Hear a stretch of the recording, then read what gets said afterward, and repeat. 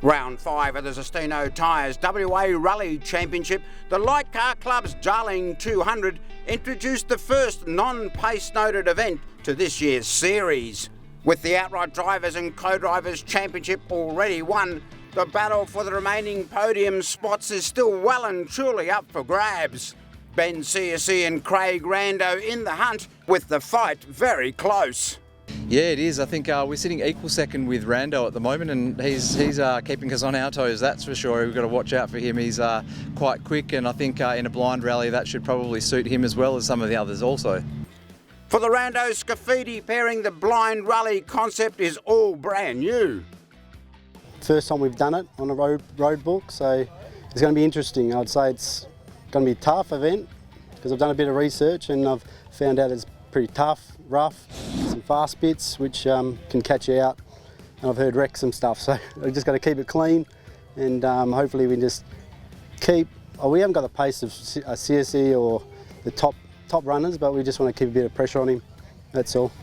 A new name to the entry list, super experienced circuit racer and tarmac rally champion Peter Major makes his gravel rally debut on this event.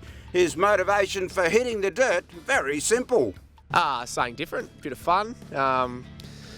Done so much tarmac circuit racing in my life that it's all getting a bit, too serious at times. So I wanted to come have some fun and try something different, learn some new stuff and have a bit of a giggle. Mate, you started off by let's grab a car and let's go for a skid for half a day. How'd all that go? Yeah, it was awesome. Had fun. Some guy taught me how to do a handbraking, and I've got a big blister on my hand still from it. So, but we been meaning to do this for a couple of years now. The boys at Race Talk have sort of been pushing me to have a crack, and I've always wanted to, and sort of got to the point where it's I haven't done a lot of stuff this year in terms of motorsport compared to what I've done in the past few years. So yeah, we just thought we'd do something a bit different, and the car come up and just grabbed it to see if we enjoyed it, have a bit of fun. What's the plan for today, mate? Stay on all four wheels. I think that's a good plan. But no, just enjoy it, learn, have some fun, try and just stay out of trouble, and see what it's all about.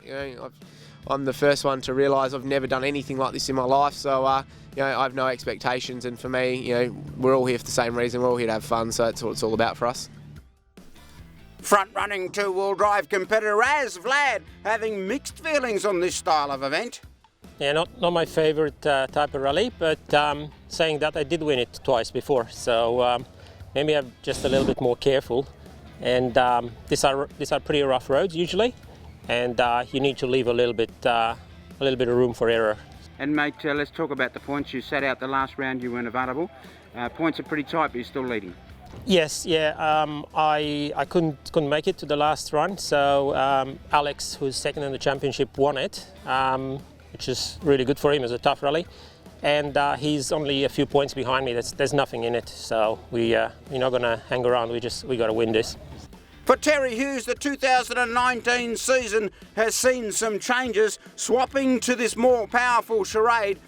A little more tweaking required, and a solid result his target for this round. Yeah, we're still getting all the bugs out of it, but starting to show some real promise.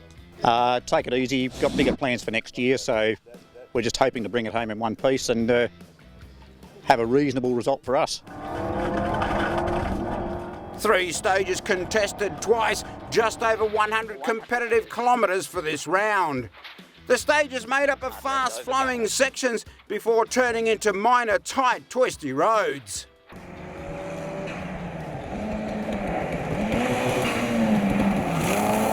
The experienced Makara jumping out of the blocks early, taking the first stage. He backed that up with a couple of second quickest times and another win on special stage 4.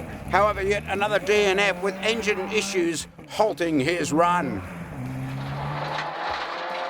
300 metres, turn hard left, double caution, then 200, 100, here it comes. Nicely done.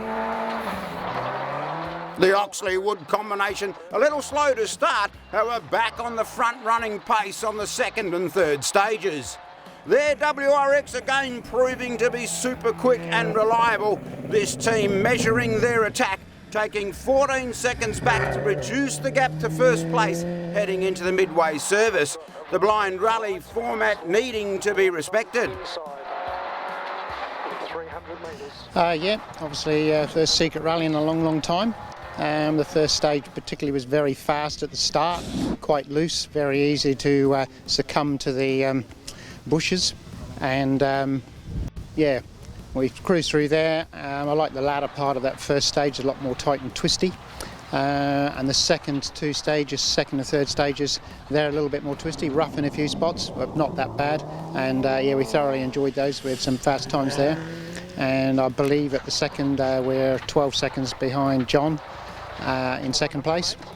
And then there's a little distance down to the third place, Barry, I think it is. So yeah, all in all, no dramas. Trying to make it smooth and easy, and we're having a good fun. 3 good solid stages from McGuinness and co-driver Wade.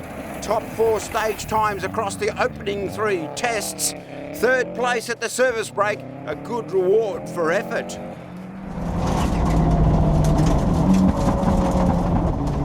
A brilliant debut for Peter Major and co-driver Kim Scray. First time in the gravel and a measured approach. Conservative on the first stage, a top 5 time for SS2 and 3rd quickest on the next stage. Net of the newbies, an excellent 4th outright at the Jarrett Ale service stop.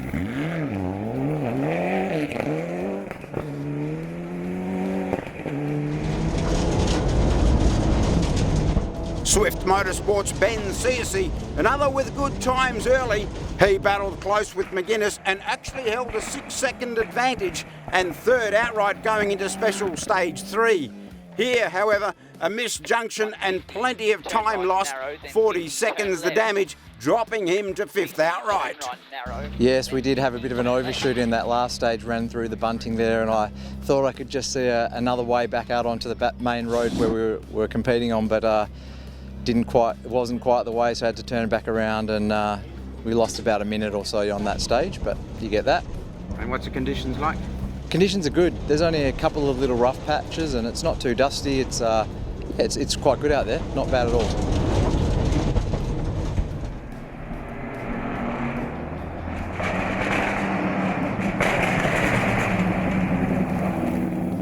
For Rando and Scafidi, their defensive 2nd place in the championship got off to a reasonable start with a couple of 6th fastest times. It, however, went sour on the 3rd stage, this innocent-looking overshoot turning into a nightmare, beaching the WRX and having to dig it out. More than 16 minutes lost, and although they finished the event, they were well out of the points. Parade and Nicoli, who were swapping stage times with Rando, kept it clean with 6th place into the service.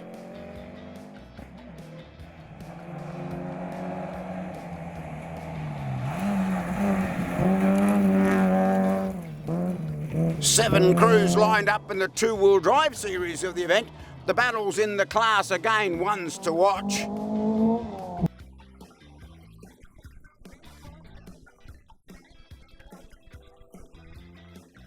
The first blind rally for co-driver Iona, and having to sweep the road as car 1 didn't seem to affect the Fiesta driver Raz Vlad. He was quickest on the opening test. However, the very loose conditions on SS2 and 3 took its toll. A couple of 3rd place times in the 2-wheel drive series put the husband and wife combination down to 2nd place at the rest halt. The roads are very nice, really nice, but extremely slippery. So we just couldn't get any traction.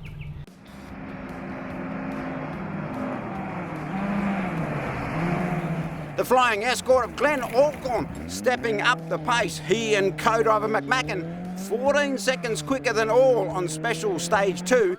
Following that up with a further 10-second buffer on the 3rd stage to be in the lead of 2-wheel drive at the service. 200 and we're going 5 right, maybe 4 right. At the sign here, 4 right maybe, 4 right maybe, 2. The Whites were keeping their series hopes alive with a good, clean run to be sitting in 3rd place after 3 stages.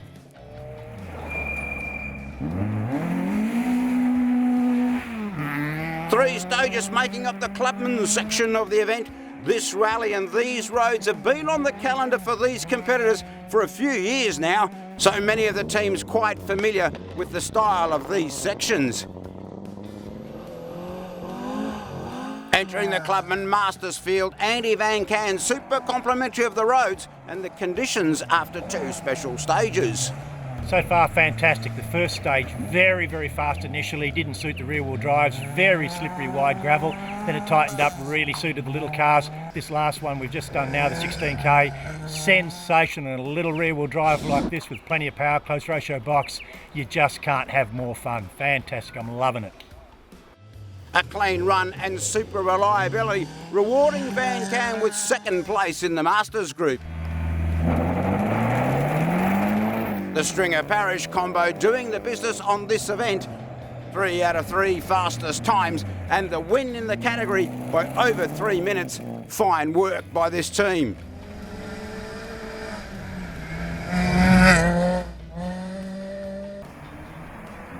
Another crew with a good day's rallying, Anthony Chutley and Tim Wright.